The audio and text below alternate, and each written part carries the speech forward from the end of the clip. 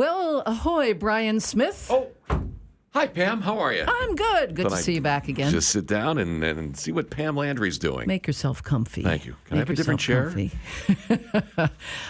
So we are sneaking up on the 4th of July. Yes, we are. First of all, I want to say we're going to talk about the upcoming fireworks, give you, a list of fireworks.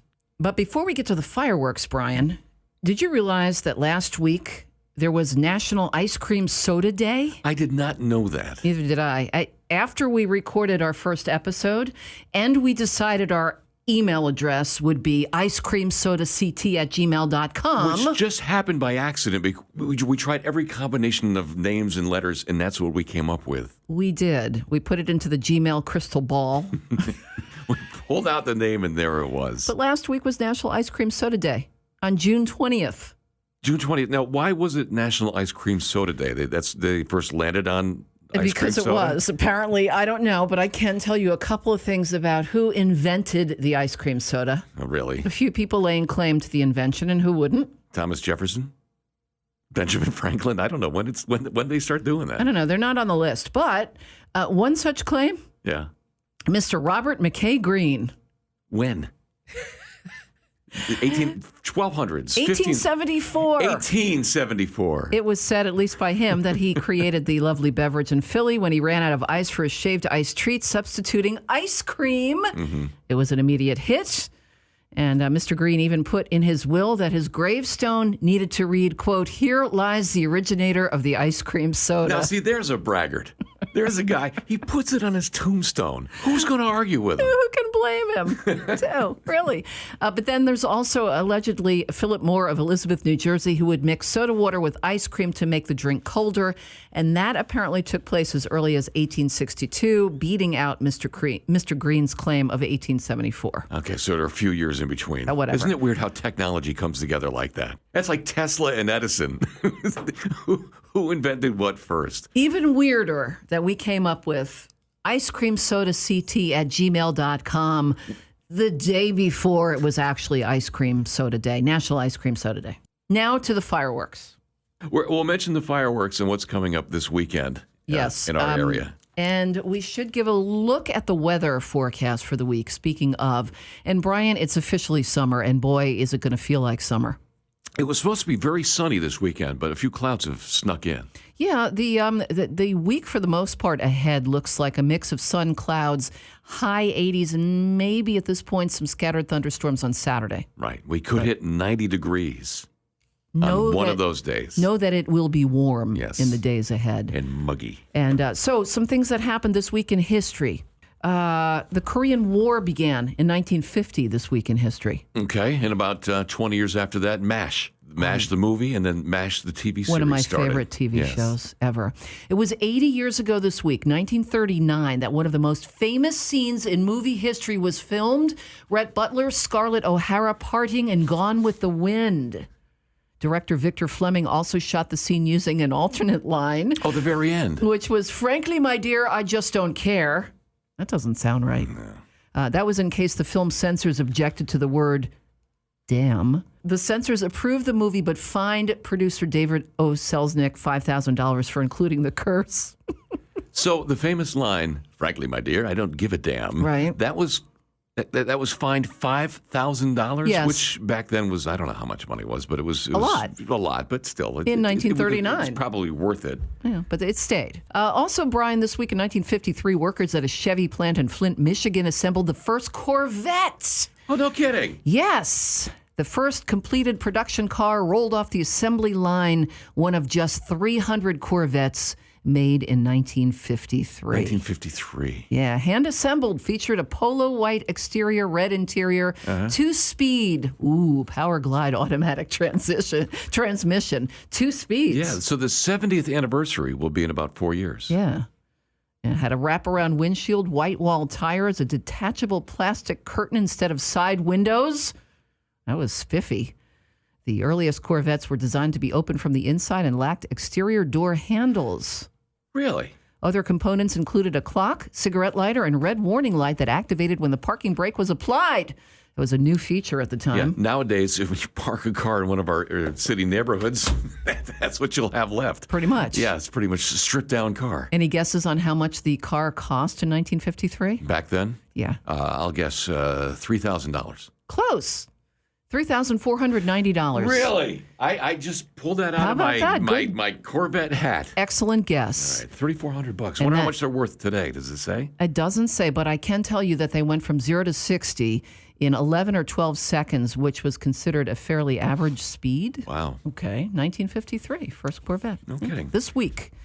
And driving related, after 59 years this week in 1985, Route 66, history. See, that's a big mistake. I remember when that happened.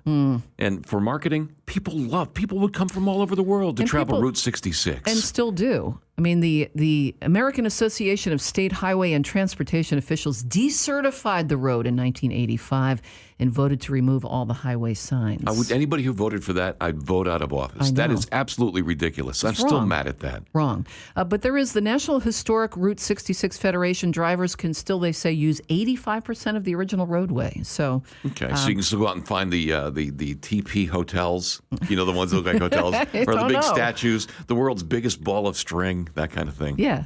2,200 miles it was in its heyday, Route 66. I'm still upset they tore down the Danbury Fair.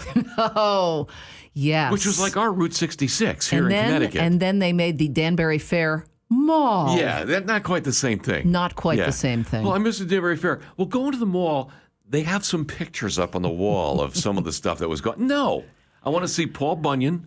I want to go in there. I want to I want to go into the big tent and buy some souvenirs. You know what my big thing was? What? We used to get this in my family every year.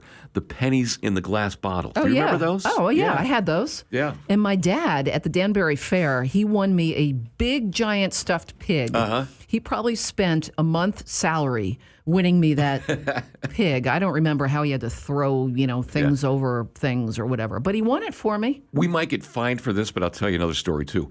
I was a paper boy. I delivered the Milford Citizen down in Milford. And to hold on to my money, I always wanted those I want one of those good humor guy belts. Yeah. I didn't get one of those. So instead, I saved my money up. I went to the Danbury Fair, and I bought a big leather pouch. Okay. It has a drawstring on it. It was a leather pouch about the size of, bigger than your fist. Like Davy Crockett might have had? And I put my money in that. And I was so proud of it until one of my brother's friends said, "So you bought a bull scrotum."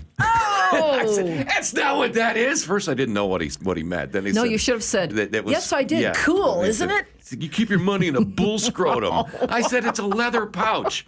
He said, "Well, where do you think they got it from?" And I said, "They made it out of leather." Did you keep it or did you get rid of it? No, I kept it. I still have it somewhere. Nice. Very nice. handy. Kids are so cute, bull aren't they? scrotum.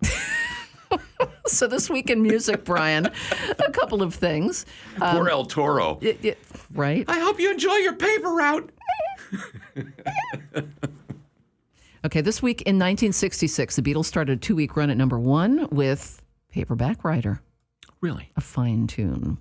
What else do I have? Oh, this week in 1970, the newly formed band Queen, featuring Freddie Mercury, probably still under the name Freddie Balsara, his real name, on vocals, guitarist Brian May, drummer Roger Taylor, Mike Gross on bass, played their very first gig in Cornwall, England at the Truro City Hall that were billed at that time as the band called Smile, because that was Brian and Roger's previous band. Oh, that was before Queen. Yep, pre-Queen, but the germination, if you will. Also this week, Brian, 1977, Elvis Presley made his last ever live stage appearance. He appeared at the Market Square Arena in Indianapolis. He would die less than 2 months later. I wonder how much the tickets for that show are worth. If you have, probably people have them framed. That was Indianapolis? Sure. Indianapolis, all right. yeah. I'm 1977. Sure they must have stuff framed at Indianapolis.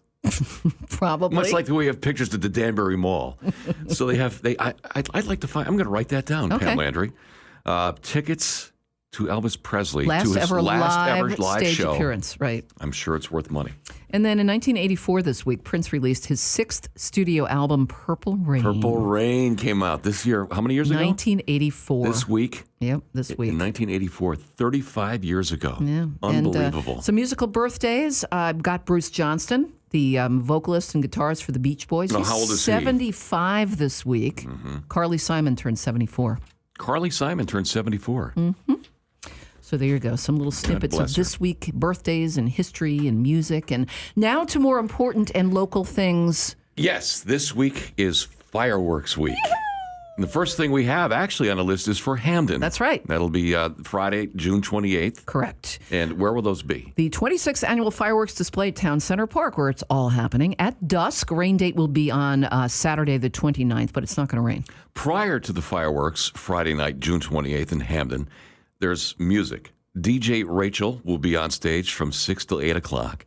And the New London Big Band starts at 8:15. Now, Lots of music. that means they won't be in New London. So a bunch of New London people will be sitting around Where are saying, they? well, we got outbid by Hamden. Hamden stole our band.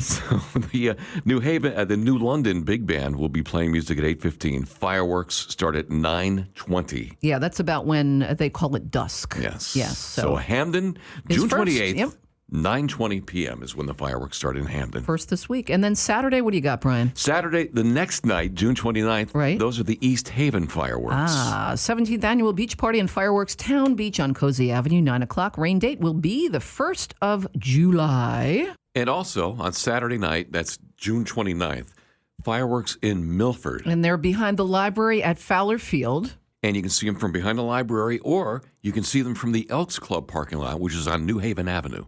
After that, a long list on Wednesday, July 3rd, Fairfield. That's Independence Day fireworks at Jennings Beach, 9:15. Rain date will be the 5th of July. Our good friends up in Hartford, the Hartford Yard Goats, have fireworks on Wednesday, July 3rd. Dunkin' Donuts Park. Yep, Yeah. right after the game. Meriden.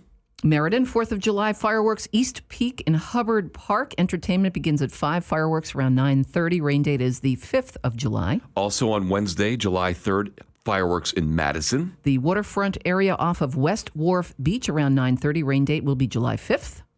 Also, fireworks July 3rd, Stratford. That's right, Short Beach Park, 9 o'clock. Rain date, July 5th. And this one is special. Wednesday, July 3rd, I will be emceeing the fireworks with the music of the band The Navels in West Haven. Hooray, yippee. Bradley West Point Haven. Park. West Haven, Bradley Point Park. Right. Brian Smith will be there. The Savin Rock Fireworks Spectacular. Yes, great fireworks there. West Haven, that's July 3rd. The 4th of July, we have fireworks in New Haven. Always on the 4th of July for New Haven, and they will take place at Wilbur Cross High School, 9 o'clock. Rain date will be the 5th of July. But you can see them from everywhere. Yes, you can. Friday night, July 5th, Orange. Independence Day concert and fireworks. Orange Fairgrounds. The music at 6:30. Fireworks at dusk. Rain date, there is none, so it better not rain. And Saturday, July 6th, Wallingford. Wallingford fireworks at Sheehan High School at dusk on Saturday, the 6th of July. And that is your little fireworks roundup. That's what we've got for you. If fireworks aren't your bag of fireworks tricks, there's some other things going on. The farmers markets in Hamden begin. These will be every Thursday night from 4 till 7:30. Where else but the Miller Library parking lot on Dixwell Avenue? Awesome. I love the farmers markets. So that's Hamden's Thursdays, 4 till 7:30. And already underway, Brian, North Haven Town Green Music Under the Stars for 2019. It's a couple weeks in already. Tuesday night this happens, and the next one to come up, Tuesday, July 2nd, will be Ragdoll. That is, as you know, the Frankie Valli Tribute. Frankie Valli and the Four Seasons Tribute. I saw them last year. They were excellent. And those are Tuesday nights, 7 o'clock, North Haven Town Green, right up through the end of August. Also, some more music on the green. East Haven starts their concerts July 7th, and that'll be starting at 6 o'clock. 6 o'clock on the town green in East Haven. On Sundays. And isn't that the best thing? One of the best things about summer is all these outdoor free music places to go. It's great. You get your friends together. You check the liquor laws and see whether you can bring booze in the open or if you have to hide it in a soda can.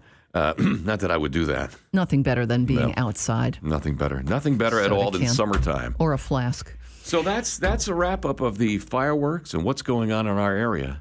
I've got something else, Brian, before we leave for this week. Oh no. I found Oh no. Does it itch? Shh, that's something else. Oh. A thread on Reddit that I read this week. Reddit on the internet. Yeah, Reddit. I read it on a Reddit thread. The question was asked, what weird thing do you do when you're home alone? Now, you know, if you don't go out to these fireworks displays or if you don't like the music under the stars, perhaps you like to stay home. And some of the answers, of course, are priceless. Yeah, you know what? I haven't read your list yet. You're going to talk about what people do when they're home alone? Right. But I've got a feeling there's going to be some very funny stuff that's going to make me feel like the world's most boring person. You may feel really normal or really boring, or maybe you have better ideas. I don't know, but here's one. This person said, I have full-blown conversations with my dog. I'll ask him about his day, and then he responds in his little doofy voice that I made up for him, and I tell him he's lucky I pay all his bills. Do you do that with your cats? I do. Yeah, I thought so. My cats have... Do you want to hear my cat's voice? They all have the same voice. I don't know. Tell me, do I want to hear that? They all have the same voice, All right. Brian. Should I set this up, or are you going to do it? There's the cat voice. Yeah, okay. Are you going to do both sides here? Hi, Brian. How are you? I'm a cat. Which cat is that? We all talk like this. Oh, I see. All right. And the odd thing is my sister's cats talk like that. My husband, when he does the cat voice, same thing. Same voice? Yep. Well, that's Pam. That's almost supernatural. It's super, all right. What else do people do when they're home alone? Here's one. I usually clean when I'm alone and make games of my chores. I use the broom as a ninja staff, toss old paper towels in the trash like I'm shooting hoops. It makes it go faster. All right, I've done that. You try to make a shot with the socks into the hamper. How about this one? I talk to my appliances and narrate what I'm going to do with them. I then thank my appliances for their service. Mm-hmm. All right, that's a very Marie Kondo thing to do. Thank your to tell your spark joy. Right, to tell your stuff how much you appreciate what they do. Here's one that even when I have the house all to myself, I'll still lock the door when I use the bathroom. All right, I understand that. I don't. I do close the door. However, I do not lock it. Maybe I should start. Hide in my room because I'm certain my house is haunted. Well, if it's haunted, hiding in your room isn't that's not good. Going to help, is it? Ghosts, listen, if this person is listening, of course they are. Ghosts can go right through the door. I'm thinking. Yeah. Here's another one. I have full-blown conversations with myself, like full-on TED Talks in the kitchen and debate with myself out loud. That's okay, but it's borderline narcissistic. And Brian, maybe my favorite of all, the last one on the list. I like to drink wine and play the piano in my panties and a hoodie. Well, who doesn't? Let's see, I feel really boring now. That is a Reddit thread. What weird thing do you do when you're home alone? Pam Landry, can you add anything to that list? No. You talk in your cat voice. I can't make it any better than that. For me, I'll tell you what I do. I'm a klutz, and that's why I don't like to go to other people's houses, because I will break things, I'll knock over things. In my house, I do break things. I've broken my own toes, and I've hurt myself trying to, I'll walk into things, and I will swear like mad. I'll say words that haven't been invented yet, and I worry that my neighbors will hear me. As you've said to me, I'm not a delicate man. I'm not a delicate man, and I shouldn't be in a china shop. And I said those words should be on your tombstone, Brian Smith. Should be. That, and I invented an ice cream soda.